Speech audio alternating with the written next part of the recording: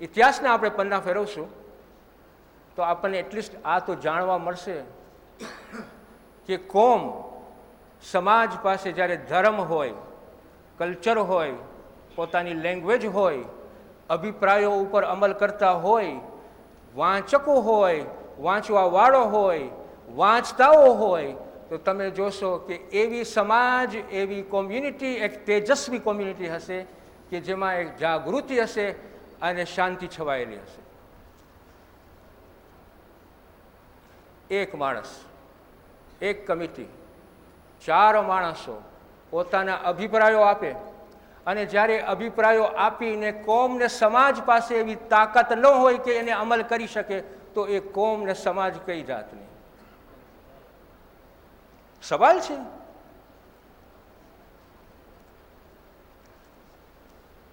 સેવા કરવું, સારા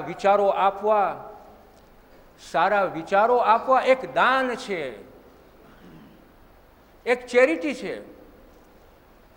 આજના જમાનામાં તમે જ્યારે જોશો કે ચેરિટી કઈ પ્રમાણમાં આપવામાં આવે છે ત્યારે આપણે જોશું કે 3 ગ્રુપમાં એ ચેરિટી અપાય છે. આજે તમે જોશો, અને ખરાબ વસ્તુ નથી આ, હું હમણાં જે કહું છું તમને, પ્લીઝ તમે ચેરિટી બંધ નહીં કરતા, આપજો, પણ આમાંથી આપણે કંઈક શીખીએ. 3 પ્રમાણમાં ચેરિટીઓ અપાય છે. પાણી, કૂવાઓ આપીએ છીએ નહીં, ખોદીએ છીએ, વોટર પંપો આપે છે. બીજી અનાજ આપીએ છીએ.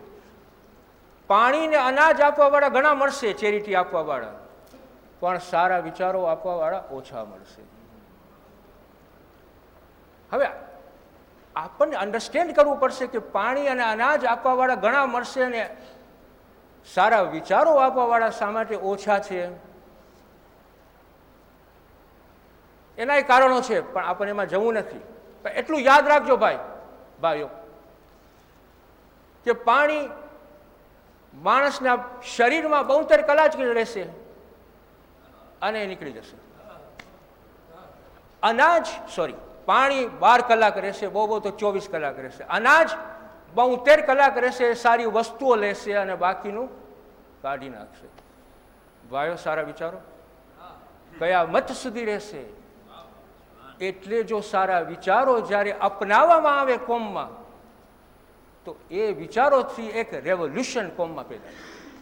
અલ્લામા ઇકબાલ જે ફિલોસોફર છે, એણે ચેલેન્જ આપ્યું મજૂરોને કે આ મારું તમને ચેલેન્જ છે કે તમે બધા સાથે થઈને રાજાઓના મહલો હલાવો અને ડિમાન્ડ કરો તમારા હકોના, કે એક પરસેવાના ટીપાનો તમને હક મળવો જોઈએ. જ્યારે એ સમાજ જ્યારે સાંભળ્યું અને એને અપનાવ્યું તો એક રેવોલ્યુશન આવ્યું, એક મૂવમેન્ટ આવ્યું અને એ સોસાયટી ચેન્જ થઈ. ક્યારે? જ્યારે સારા વિચારોને અપનાવવામાં આવે.